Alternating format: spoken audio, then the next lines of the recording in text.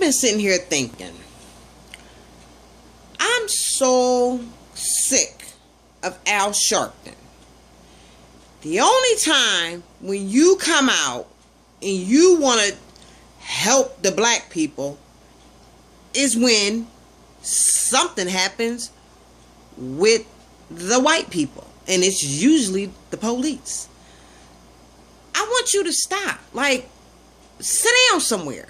Like, you're not helping the situation at all. You have been nowhere to be found since all this violence has erupted. You haven't spoken not one time on stop this violence. But you want to show up when the white man kills the black boy. Like, are you kidding me? Like, Al Sharpton, sit down somewhere, because you don't do nothing but make things worse. My heart goes out to Michael Brown, his family. Senseless murder. It shouldn't have been done. But we got to find another way. We have to find another way to do this.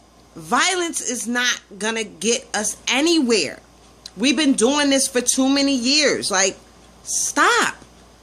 And Al Sharpton, I'm going to say again, sit down somewhere. Don't nobody want to hear from you, because you don't help the situation at all.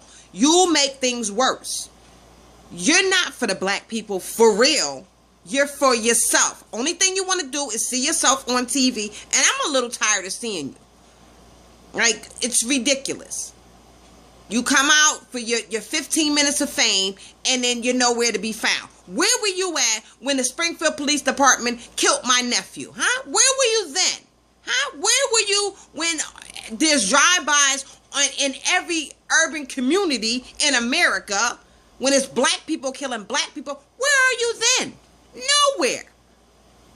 You're at home doing what you do. Nothing. Like, sit down somewhere. Nobody wants to hear from you.